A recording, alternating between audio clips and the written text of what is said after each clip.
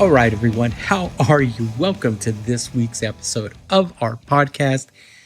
It's called Is Breakfast Included? Thanks for stopping by. On the show this week, Lisa and I had the pleasure of sitting down with former Virgin Prunes frontman Gavin Friday. Gavin is currently on tour right now, supporting his latest album, Ecce Homo, and he took some time out of that to sit down with us. We had a great conversation discussing the album, his many collaborations with filmmaker Jim Sheridan, and his longtime creative relationship with the band U2. Gavin was very generous with his time. We laughed a lot, and we had a great time. Let's check it out. Tell everyone who you are. Whoa, I'm Gavin Friday, a 65-year-old motherfucker making music since I've been a 15-year-old kid. So a musician, amongst many other things. Yeah, you've been doing this a long time.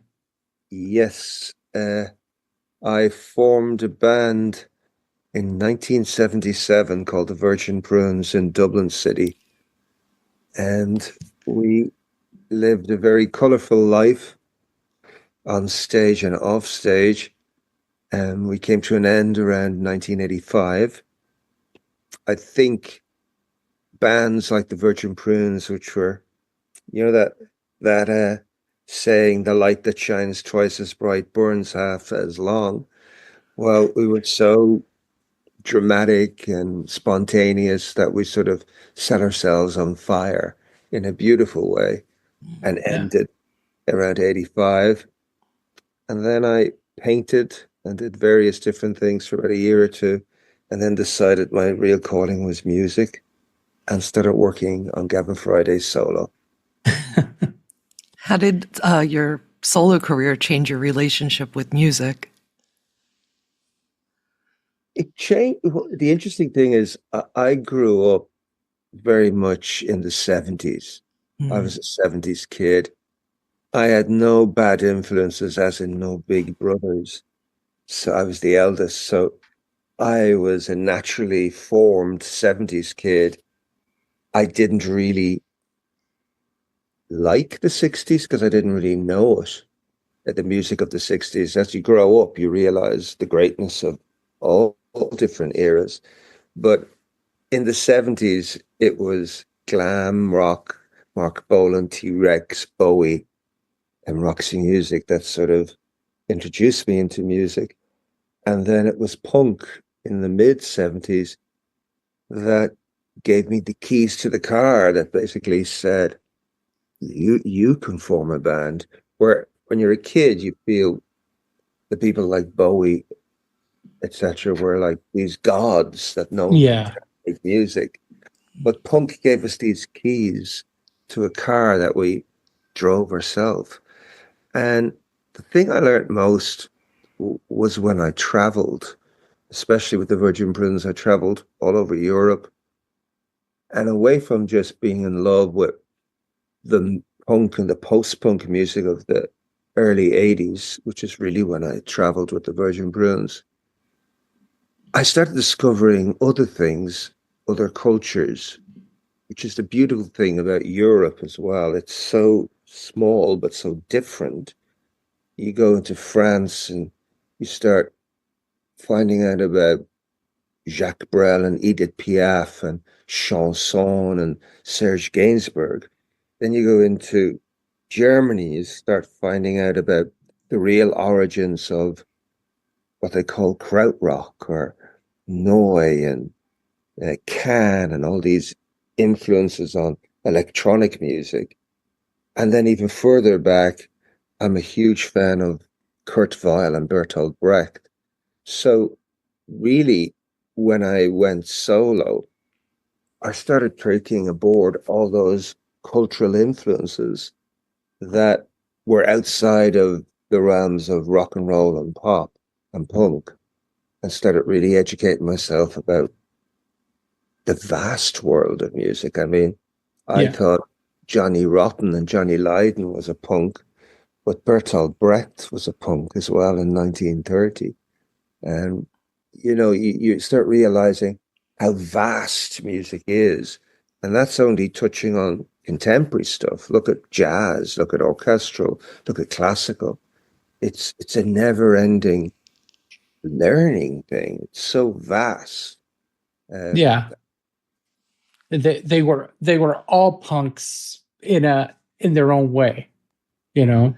I think so. They were breaking the rules the way we all break rules when we're young and still do when we're older.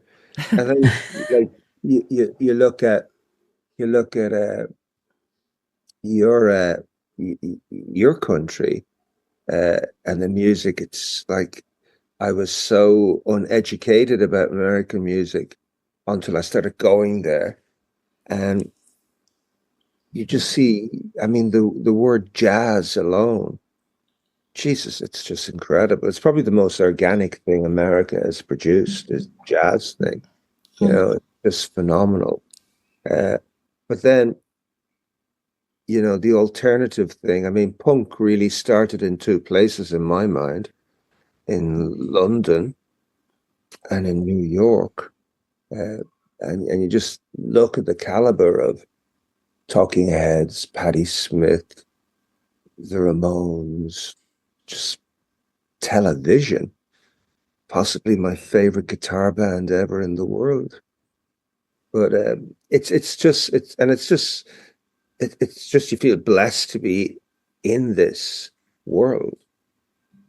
Yeah. Do you still consider yourself a troublemaker, Gavin? Uh, it's probably in my DNA. It's not that I set out to cause trouble. I set out to express myself. Yeah. And sometimes what you want to express is against the norm, and people see that as trouble. And I tend to have very high standards, even if it's something where I'm making some noisy racket. I would still have aesthetic and musical ambitions to make this great noisy racket, not just a good noise, a great.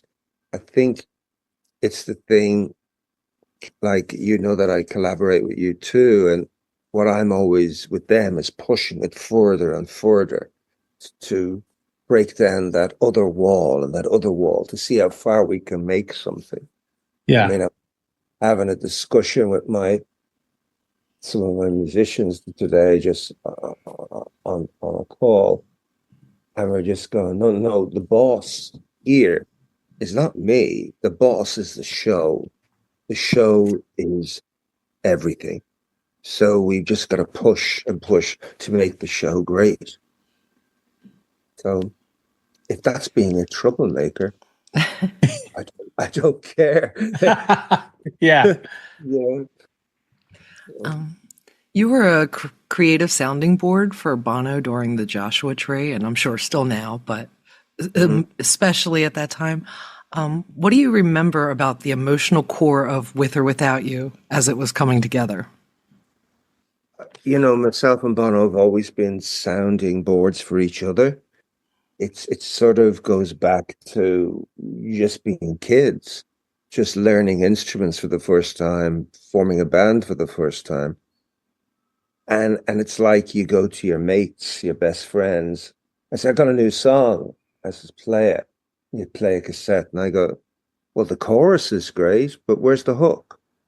And it's sort of like, and he would be very same with me, but it was like that still hasn't changed. It's just got more sophisticated, but it hasn't changed. So it was a very sort of looking after each other and knowing what we're capable of, and I know what they're capable of, so I push them further. With or without you, I usually, when I work with you too, it tends to be always spontaneous, but I always come in at the start of an album session, the middle and the end.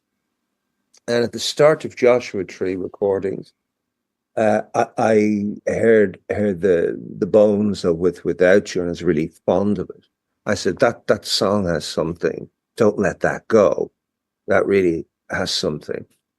And they said, okay, we got it. blah, blah, blah.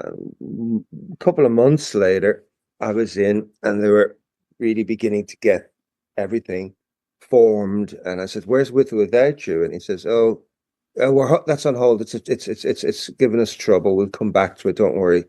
And then at the end of the session, or more the last few weeks, just before they mixed, I said, "Well, where's With or Without You? Everything's sounding really great." And they said, "Oh, it didn't work out. We got no guitars. We couldn't nail it." We were in Adam's house actually, where they recorded a lot of the album. A place called Danesmo, which wasn't his house at the time. He bought it after the session, and I said, "Just get the cassette you played me a couple of months ago." And we played it, and it's just bass and drums and a guide vocal. And I was listening to it. But meanwhile, up the corridor, in two other rooms up the corridor, Edge had just got a new effects pedal and was messing around with the EBO. And then a sonic wash is coming. And Bono says, "There, look, we've no hook, look." And I just said, "Well, open the door." And he opened the door, and we heard Edge jamming these ethereal chords. And he couldn't hear what we were hearing. And I says, "That's your fucking hook. That's the music. Wow. Put them together." And later that night they did. And So cool. So they always say it was in the trash can, and Gav pulled it out of the trash can and washed it. And there. So it was, but it's sort of a complexly beautiful relationship in that it's not collaboration like a hired hand. It's more of an emotive partnership, if that makes sense. Yeah, it does. Well, it did work out, right? It did. It was one of their biggest hits ever. And it still sounds so beautiful 40 odd years later, or whatever the hell. It is. It is. I want to go back for something you just said, that the show is the boss. Watching you work while we spent all that time in Vegas, I see what you mean, and it's so refreshing to hear that. I'm not going to say I say that all the time, but I say something like that. Why is it so hard for some bands or organizations to realize that the show is the boss? You know, I don't. To me, I don't know. It's always been the boss for me. Uh, I think it's about perspective and ego is the truth. You've got to get a widescreen perspective of what you're really trying to achieve. mm-hmm. Even sometimes you can't articulate what you're trying to achieve, but you're trying to achieve something great. And it's really beautiful to follow an instinct and it's really brave and it's really tough. Like the Sphere was so tough because we didn't know what to expect. We didn't know. We'd never worked with the technology visually. But then, as you know, Bernie, the fucking sound came and bit our ass because we'd never worked with this sound. Yes. Suddenly we were having to rethink, the wheel of how you mix out front sound for this phenomenal thing where you can hear a pin drop or hear a whisper, no matter where you sit in a venue. So that technology was dangerous, and we didn't know if it was going to work until the first show was done. Yeah. And it worked. So there's that element of risk, but doesn't that make everything exciting? And isn't it to boldly go where no man goes? What Star Trek told us as kids. Yeah. It's sort of that. Isn't that what makes it challenging? And that's where the people it is the show that we're pushing for all the time. And that's why things get boring and bands become tired, is they don't challenge themselves. It's easy to say, but it's much more exciting. It's harder work, but it's much more exciting to boldly go where Yeah. no man knows. How do you keep your creativity flowing decade after decade? I mean, God, I think being in touch with reality helps. Just being in touch. I tend to I tend to be a little obsessive about music and about the arts in general, music and film and generally art is my lifeline, and it sort of inspires me. So I keep in touch with what's going on out there, young bands and newer bands, and I'm still learning regards older stuff, like I was talking about jazz and classical. There's Jesus, you could spend the rest of your life educating about yourself about what we haven't heard yet. So I think challenging yourself and also trying out new things. And I find that I work with you too, but I work in my own world and I work with various different movie directors when I do score. So I'm constantly changing my own parameters and situation. So I don't get tired with one thing. When I work with you too, I tend to get the baby up. It's the birth of the baby is the hardest thing, as we know, getting the show up. And then I run away uh, because I'm suddenly not getting enough perspective anymore once the baby's born. But then I come back after 3 months and I go, hey, what the fuck have you been doing? Oh, let's get this better. What? You're getting too comfortable. Yeah. Uh, You can't spoil the baby. no, and you tend to when it's there. So I think it's chopping and changing and never take it out for granted. Mm. Uh, because you do a run of a show, so you do a tour as I'm about to, and you could have an amazing night, and you think that's it, but it's different when you move to a different venue. Each venue has its own sound issue, or you just it's a different audience. But you've got to realize that the audience that came in to your show have never seen it, have traveled and have paid their dollars or their money. And you have to treat that as if it's as much energy and excitement as your first gig. So it's hard work. Uh, there's nothing very glamorous about music. I'm sorry Mm. to. It's No. hard work. It looks glamorous in the videos and on Instagram, but the hours it takes to a day to create that 2 hours of magic. Mhm. It's so, I mean, I think people don't realize how hard music works and to work for music. And where my heart goes out now is to young musicians, young bands that are trying to get out there and play and pay their way. It's so fucking hard. I think it's the hardest it's ever been because the cost of living now is insane. So you bring in 5 or 6 guys around the world, and or around even Texas or around Ireland. It's a fortune, and it's really hard. It's easier when you're 21 because you'd sleep anywhere. You're just so excited to get out. Uh, but when you're a bit older, you go, "Whoa, this is hard work, baby." You know. And I'm not being anyway down on everything. I'm being a realist. Mm.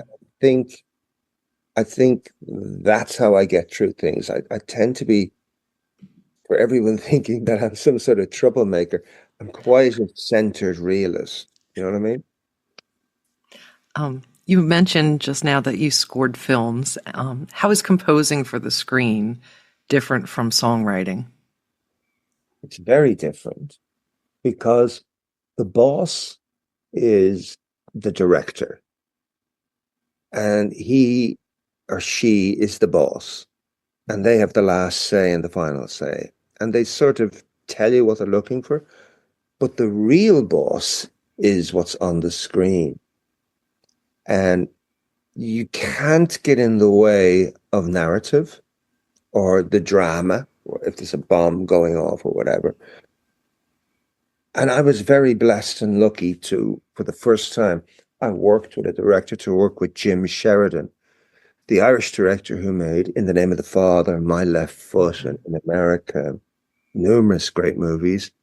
I was lucky enough to score about 4 of them with him, but he educated me so much, especially working with the genius of Daniel Day-Lewis, who is possibly one of the greatest actors in the world. And he was saying, Gavin, to, to not get in the way of the silences, but to make people listen to the silences. And he just gave me such great direction and told me certain traits and feelings. It's sort of like when you look at a movie, the music really is the subconsciousness. If it's a love story, the music has to subtly tell you it's that, not dramatically tell you, because then it becomes into a sap thing. And if it's about hurt, so there's all different keys. But he told me I was just so lucky to work with him. And because the first film I did was The Name of the Father, it was quite an emotive movie from an Irish point of view because it was about the repression of the Guildford Four and the Birmingham Six, who were all imprisoned wrongly for bombings. But there was a lot of bombs, a lot of violence, and we just sort of like. I think that the thing was when I went up to work with him, I first of all was asked to do music consultancy, and there was a riot scene in Belfast, and I was reading the character script, and it said the Jerry Conlon character, who is Daniel Day-Lewis, was a Jimi Hendrix fan. And I go, okay, it's in the 70s. Why don't we put Voodoo Child by Jimi Hendrix under a riot in the early 70s and see what it sounds like? And it sounded fucking brilliant because in the kid's head, in the Daniel Day-Lewis head, he thought he was rebelling, setting a guitar on fire whilst he was throwing the petrol bomb, if that makes sense. So, Yes. you know what I'm saying? It's to get into the Yeah. psychological meaning of what the film is about and what the characters are about. And then you can start composing. Does that make sense? Yeah. Yeah, it makes a lot of sense. Great. Just real quick on that subject, you grew up with some guys that you connected with immediately, or you came up and you all became artists. Someone like Jim Sheridan, when you met him, did you feel like you had that connection that he spoke your language, you know, creatively? Is that why you work so well with him? And you did several films with him. Yeah, I mean, Jim is about 10 years older than me, but I came from the same part of Dublin, north side Dublin. He came from a tougher part, Sheriff Street. Uh, and, the 70s when I grew up was pretty hardcore, Yeah. but the 60s were probably even more hardcore and more repressed. But so we spoke the same language. Northsiders tend to speak very directly. You've probably got that off myself and Bono this job. Yes. AP. So we speak very directly. And not only that, in the punk days, when the Virgin Prunes were going, Jim ran a thing called the Project Arts Centre in Dublin City Centre, which was the alternative arts venue. And the Virgin Prunes were renownedly troublesome, I'll say, or outrageous. And a lot of venues wouldn't put us on, so Jim put us on. It ended up by 1980, no one would put us on except the Project Art Centre in Ireland. So Jim was a touchstone and a believer then. And when it came to In the Name of the Father, which was many years later in 1992, 93, he approached me saying, I really want the grit you understand the grit and the angst of what this film is about. I need that energy. And within that, he sort of, from me being a musical consultant to when he got to the start of the film, he said, I need a bomb to open this. How do you make a bomb, Gavin? That the guy I'm working with isn't able to do it. And I said, well, let's start with getting two drums, a Catholic drum and a Protestant drum, a bowron and a lambeg, and let them beat the shit out of each other. And we'd start from there. And we then got all the acoustic instruments. There was fiddles and accordions. And taking that analogy of Jimi Hendrix again, I said, let's put the fiddles and all the Celtic instruments through fuzz boxes, because that's the angst of the kid. Yeah. So you're hearing, what would be on a fiddle, but when you hear it through a fuzz box, it's so it's like Jesus, and the notes you play on a fiddle and an accordion are not the same as a guitar. So it had this punk trad thing going on. So I tend to, I treat it as, you see, the thing is, I think when I work with the Virgin Prunes, when I worked with the Virgin Prunes, and when I work with my stuff, I tend to think very visually, even with I see music visually. If I'm talking to a bass player or a drummer or a guitarist, I'll give reference points, but I'll speak about the emotion and the look of the sound. So I think that's why when I click with a director or a film, it makes sense because I'm sort of in that world in my own head. Yeah.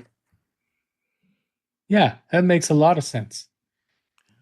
Ecce Homo, you released this in October. It's your first album in over a decade, but the actual bones of the album started around 2013. Mm-hmm. You were working with Dave Ball. How did you know that 2024 it was time to release this music to the world? Well, because I thought it was finished in 2020. but the truth is, when he approached me in 2013, it was like I'd worked with him in the 80s. I'd not seen him in 20 or 30 years. And he sent me some stuff. And weirdly enough, it was a tribute to an American band, a band called Suicide. Yeah. Alan Vega, one of the first synthesizer bands. Vega has since departed, sadly. It was a cover of a song called Ghost Rider, which is a great tune. I did it remotely. And then a couple of months later, he said, that worked out great. Do you want to try jamming a few ideas? So every 6 months for about 2 years, 3 years, he sent me stuff. And I was working on a few things. I was working on more score. I was doing a Shakespeare project. I was working with you too. So I would jam on stuff and throw ideas and leave it on the shelf. And then my mum got really ill with Alzheimer's, and life is what happens to you when you're living, and you have to go and look after certain things. You have to look after your mum, and so I was getting distracted by real life things. And then around 2018, the engineer who I work with a lot, Mick Heffernan, who's also one of the producers, said, look, this is really great. You really need to look at all this. And I looked at it all, went over to London, worked with Dave, finished it. but decided I didn't want it just electronic, which Dave just works in that sort of area. And I came back to Dublin and added strings and made it more cinematic sounding. A lot of classical instruments, clarinets, especially bass clarinets, and a lot of horns and female voices. And then it was like 2019, heading into 2020. I think it was week of Patrick's Day, almost 5 years ago. I went in to mix it, and the country closed down with COVID. So it was put on the shelf for another 3 years because I said, I'm not finishing something when it's not going to come out. So really, that's a short version of why it took so long. Yeah. But if you added it all up, it was, the real energy of the lyric and the voice happened in the last 4 years, really, is the truth. And the title is loaded with meaning. Can you tell us why you chose that? What does it say about where you are now? It says a lot of things. First of all, it's an old Latin. Ecce is Italian, ecce is Latin. And I was very taken with, weirdly enough, when I improvise, when I start writing usually from improvisation. There's a riff, or there's a few bars or something, and you're playing around, and shit comes out, like words, ideas, melodies, and then you go home and you go, there's something in here, let's work on it. And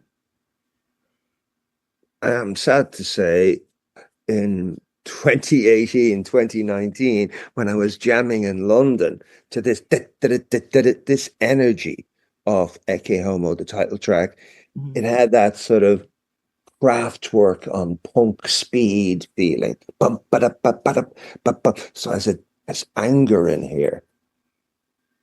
And there was a certain president that was the president of America in 2019. And he now, to my shock, is the president again. To everyone's shock.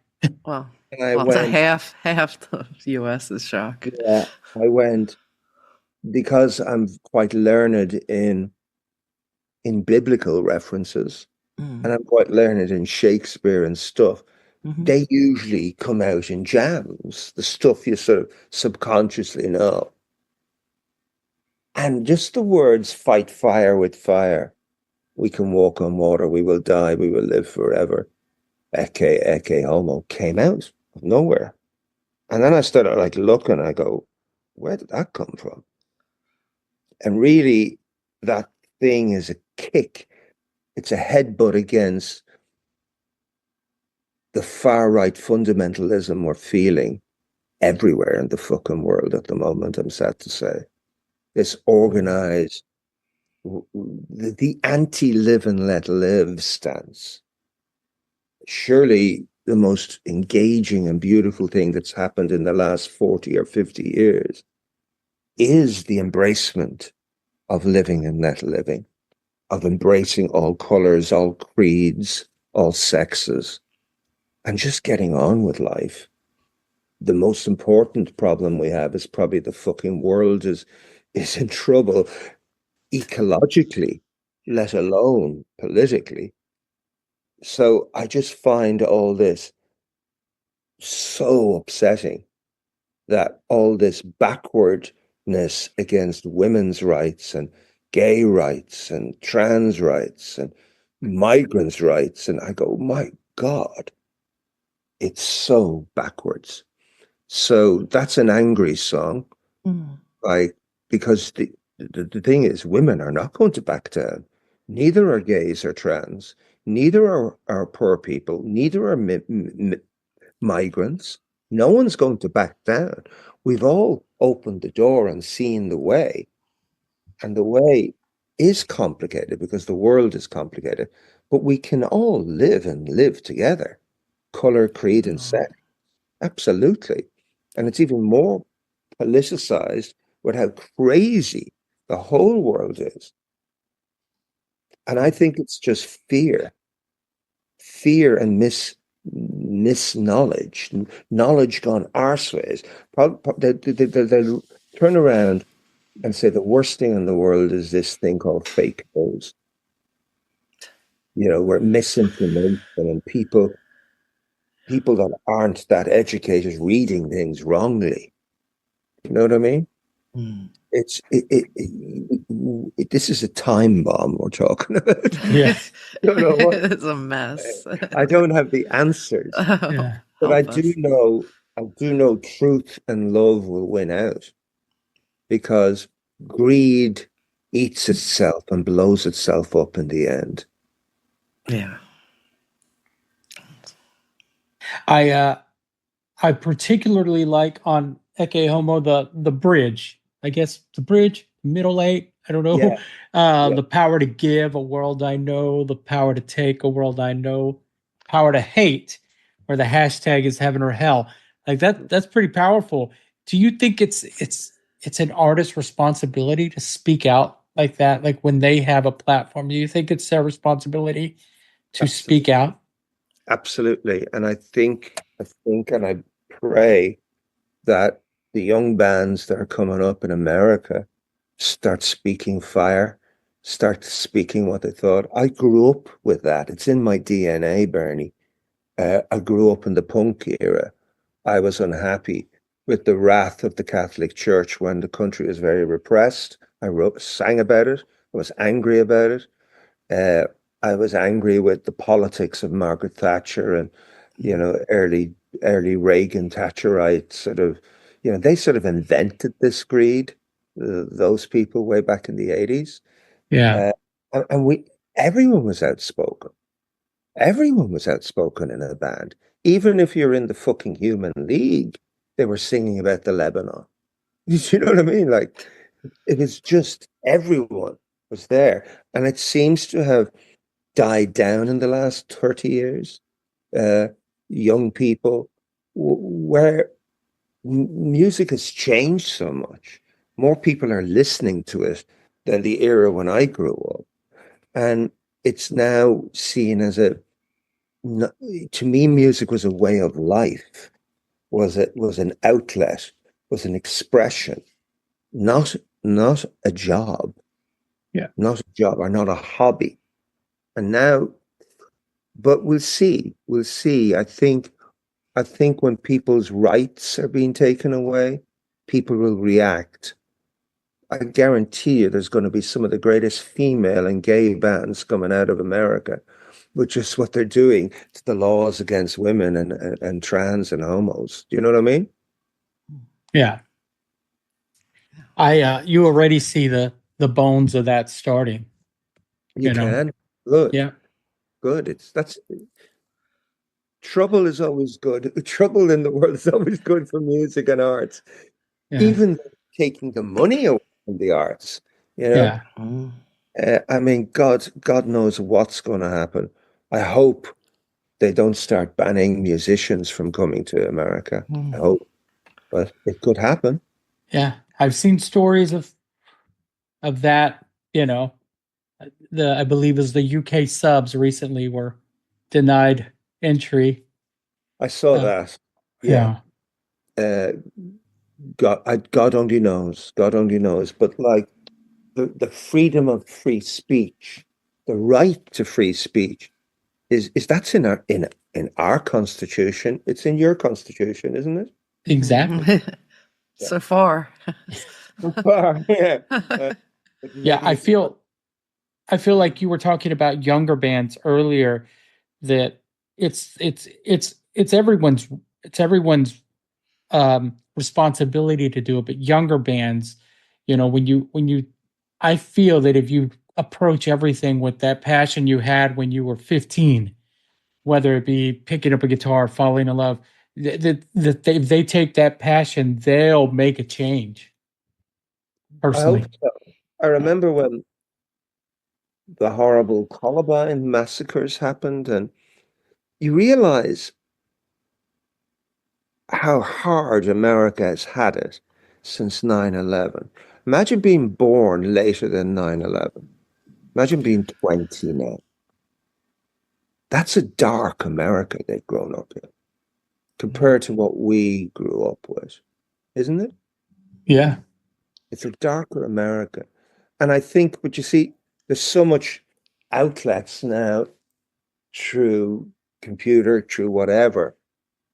Usually people that were rebelling would jump to the guitar immediately or the paintbrush. It seems now more diverse.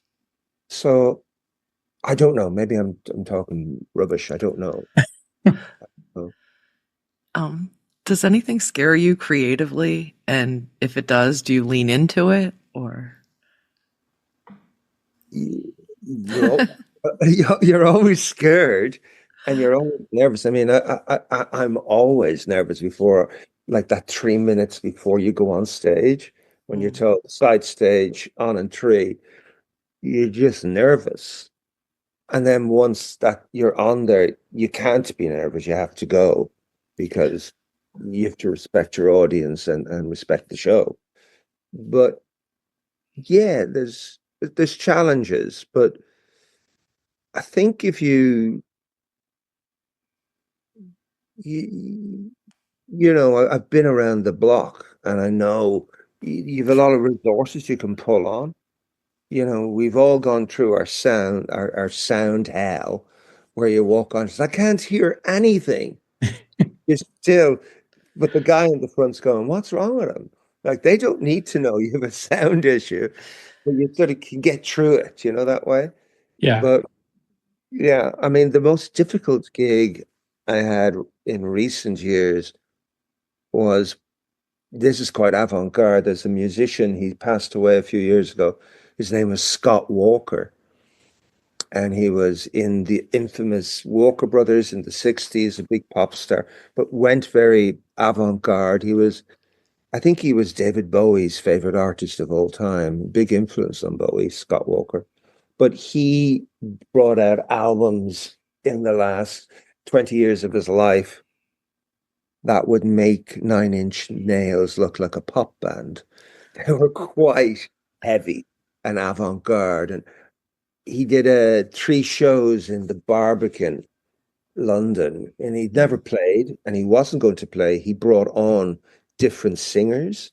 He brought on, I was brought on along with Damon Albarn from Blur and Jarvis Cocker from Pulp, and along with a contortionist, along with uh, a percussion player that was playing the carcasses of dead animals, Oh uh, my and gosh. Westside Ballet dancer.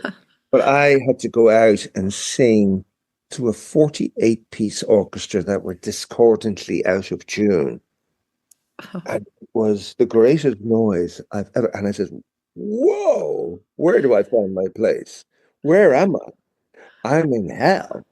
And he says, "Yes, that's where you're supposed to be. Now find the place." So that was a challenge. Uh, but I did the 3 nights, I did the 3 shows. Uh, so once you get burnt, you're able to take a few bruises, I think. Yeah. Yeah. You got to be tough. Uh, Not everything is easy. So Well, the album is fairly intense, and you're getting into it, and then the Best Boys of Dublin sneaks up on you. And yeah. as someone who has dogs and loves dogs, it is my favorite track on the album. Well, the I had two dogs. Sadly, one of them passed away about a year and a half ago.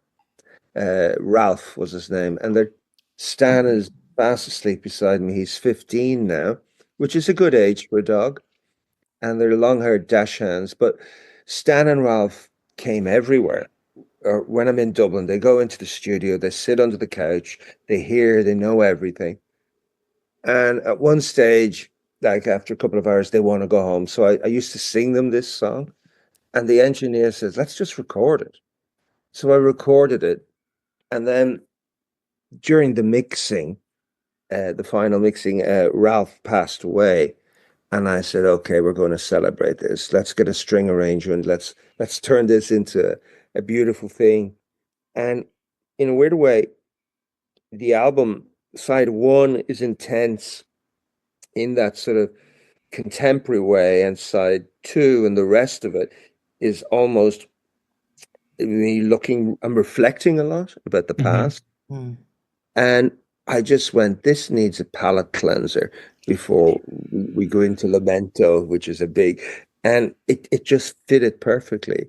Uh, Yeah, it did, and or it does. yeah, and the weirdest thing is they are the greatest thing in the world in that they are my mindfulness thing. You know, they look at you in the morning and they go, "We're going for a walk," and you're not bringing your phone. Yeah. It's really good for us. Mm. It's Yeah, really good just to get out and to walk with a dog. Like, you know, the way they they inquire nature. They're yeah, sniffing, looking, not just, oh, there's the tree, there's this. That you actually can. So I try to just go into nature yeah, and that. And then no matter what you do, that they won't they'll forgive you and cuddle you and lick you and say you're okay. Oh, yeah. So is I your When adore I've they get heard the saying, a dog's only flaw is they trust humans. yeah, but you know, I but have but I have many friends that say, God, if I died, I'd like to come back as your dog because I spoil the shit out of them. I treat them really, really well, yeah, and properly so, especially now that they're old, because they get. I think he's got Alzheimer's. He was up 6 times for a wee yesterday, last oh, night. And then mm. you're out this fifth time, and I went. And he's looking at me, go, why am I here? And I don't know. It's 4 in the morning. I want to go to bed again. It You was know? your idea. Yeah. well, Yeah. I love the song. I love that about you. You know, so I just wanted to, No, like I thank you. say, tell you that. You know, Thank, thank you. Thank you. And a good friend of yours, Carly, she's in the band. as I was watching your performance, and I saw Carly. She's one Yeah. of my favorite people, and when she told me she was going on the road with you, I was very happy. Her Oh, and yeah, the whole crew. I love them all. yeah, but she's just got this energy that's so addictive. But not only that, she's quite the musician. Yes, she is. Instinctively, she just has an amazing brain and soul for music. So I think we're going to have big fun with this Yeah. tour, Charlie. Yeah. Well, you have a few shows under your belt, and you've got more coming up. What do you have planned after that? After this tour? Well, I want to gig more. I want to gig in the fall. Absolutely. So this is really just a short little stint, Hmm. and we're seeing lots of agents. I'm going to start booking. I even want to go to America. Nice. So yeah, Come on over. I'm going to start looking at all of that. So more gigging, and I would see this year. I'm not going to jump too quickly into outdoor stuff because I'm sort of. I think my show and my music, it sort of needs a roof on it, if that makes sense. It needs. It's more of an intimate thing. Um, Festivals, they're all a little play by numbers, next, and I don't feel that Yeah. sensitivity. So, but I plan to just play and play and then go into the studio early next year and start working on another album. But I just want to play for a couple of years. I want Yeah. to not disappear for 10, 12 years again. Um, what does success look like to you now versus when you started out? Wow. I mean, success isn't success. It's like beauty in the eye of the beholder. It's like beauty is so many things and success is so many things. It's a success that I got my album out the way I wanted to, as in to record it.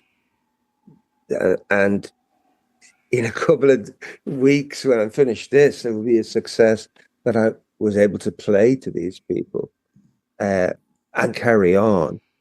I can't. I'm very ambitious, but I'm ambitious in my. I've no desires to be the most popular man in the world, or to be the most successful band in the world. To be great is probably my biggest ambition, just to be great. Yeah. Cool. Well, that's amazing. Gavin, we really appreciate you taking the time and sharing all of this with us. It was really it's an honor to have you on this show. Very big deal. Thank you. And maybe I'll drop in the next time or see us for some sort of social chat rather than looking by you as I'm shouting at Adam Clayton about something. You'd walk by and I just feel the breeze just from them pulling you. We have one more question. This is quite possibly the most important question of the show. Our show is called Is Breakfast Included? And if we were having breakfast, what would you have? Oh my God. And I did a movie called Breakfast on Pluto, where I act in it with Cillian Murphy and Brad Berry. And again, you should check it out. It's a Neil Jordan movie. Yeah, we will. It's quite a trip. It's early in Cillian Murphy, and it's set in the 70s. And I'm a show band singer. That's an IRA gun runner. But breakfast at the moment, this morning, I had a boiled egg, a slice of avocado, and a coffee. Nice. Very healthy. Yeah. Yes. Eggs, and avocado. You can't go wrong there. Can you? No. Well, Gavin, it's been great talking to you. Good luck with the rest of your dates. And we do hope to see you here if I don't see you sooner. I absolutely adore New York and California. I can't wait to get back to those two places, along with loads of other cities. I haven't been to Chicago in ages. I adore it. But yes, America is still loved, believe it or not. Yes, that'd be amazing. Come on over, please. Thank you. Well, give Carly our love, and you guys be safe. I will indeed. Thank you. Have a great day. Take care. Bye-bye. Thank you. Thank you so much. Right on. Gavin Friday. What an amazing artist, right? If you want to find out more about Gavin or just pick up a copy of his latest album, Ecce Homo, head on over to gavinfriday.com. We suggest you pick up the limited edition blue vinyl. It's a must-have for any collector or music lover. Also, we'll be linking his latest video, The Church of Love, in today's description. While you're online, check out isbreakfast.com. You can follow us on Facebook and Instagram.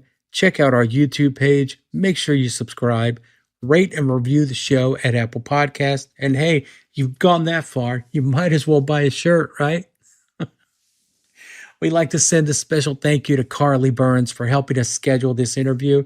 Thank you so much, Carly. It wouldn't have happened without you. All right, guys, I am done. Have a great day. We'll talk to you next week.